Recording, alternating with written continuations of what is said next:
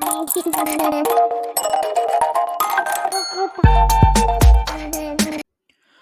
Everyone, इस video में बात कर लेते हैं जनरल इंश्योरेंस कॉर्पोरेशन की as in GIC Re. Quickly analysis देख लेते हैं। चैनल को लाइक एंड सब्सक्राइब करना मत भूलिएगा।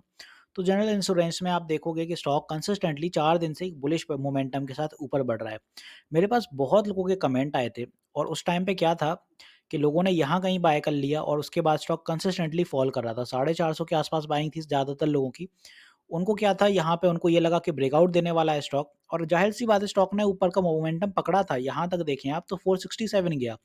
उसके बाद रिवर्सल भी आया और यहाँ पे हर्डल फेस हुआ, तो चैनल के अंदर है स्टॉक। इसीलिए मैं बार-बार बोलता हूँ कि पहले चैनल बनाया करिए, समझा करिए। और जब भी चैनल में ब्रेकआउट का मोमेंटम रहता है तो 2 चीज़ें होती हैं, या तो ब्रेकआउट होगा या ब्रेकडाउन होगा।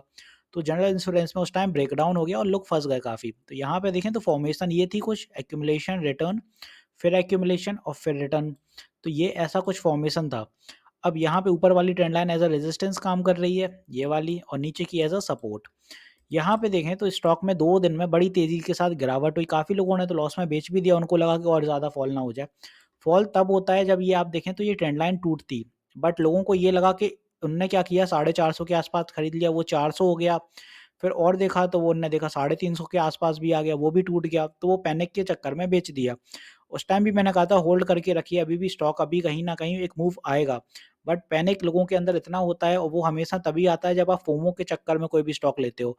फोमो के चक्कर में जब भी कोई स्टॉक लेते हो तो वो ऊपर की लेवल पे ले लेते हैं और फिर आप लॉस में ही बेचते हैं।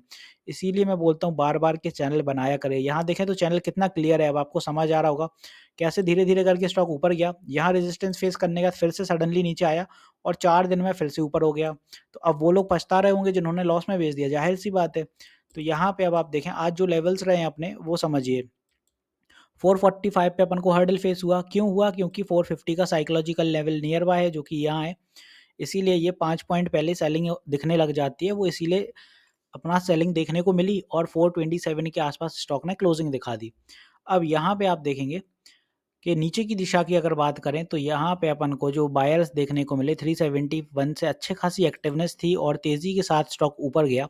तो बाय मंडे क्या होगा? मंडे पहला टारगेट रहेगा 450 का स्टॉक के लिए। 4 अभी 427 है, 450 का टारगेट पहला रहेगा। सस्टेन करता है तो फिर आपको जो हर्डल मिलेगा वो मिलेगा आपको यहाँ कहीं 460 के पास। 460 पे ये हर्डल होगा ट्रेंड लाइन का। अब वही गलती फिर से मत करिए जो दोबारा की पहले कर चुके हैं यहाँ पे। जिन लोगों ने बाय कर लिया 467 की कि ब्रेकआउट और होगा, आपको बाय करना था जब ये लेवल सस्टेन कर जाता, 450 सस्टेन कर लेता, 455 सस्टेन कर लेता और नेक्स्ट डे एक और बुलिश कैंडल बनती। क्योंकि डेफिनेटली बात सीधी-सी बात है, आप देखें कि जब भी कोई स्टॉक ब्रेकआउट देगा तो इतना तो जाएगा। अब मान लीजिए यहाँ से सेम डे रिवर्सल भी हो गया, बट रिवर्सल के बाद अगर उसने नेक्स्ट डे फिर से एक और मूव दिखाया कुछ यहाँ पे, और मूव दिखाने के बाद वो पुल बैक तो बनाएगा ना, तो कुछ ये फॉर्मेशन रहती है स्टॉक की, फिर वापस आता है वो। एक पुल बैक हो जाता है, उसके बाद या इस पे फ्रेश एंट्रीज़ आती हैं और फिर तेज़ी के साथ निकलता है। तो यहाँ पे पुल बैक नहीं बनाया उसने, सेम डे रिवर्सल आ गया, इसीलिए यहाँ पे नेक्स्ट डे भी उसमें बायर्स नहीं दिखे, अंडर कॉन्फिडेंस थे बायर और रिवर्सल देखने को मिल गया नीचे की तरफ, और इसी पैनिक में बहुत लोग फँस गए और लॉस कर बैठे।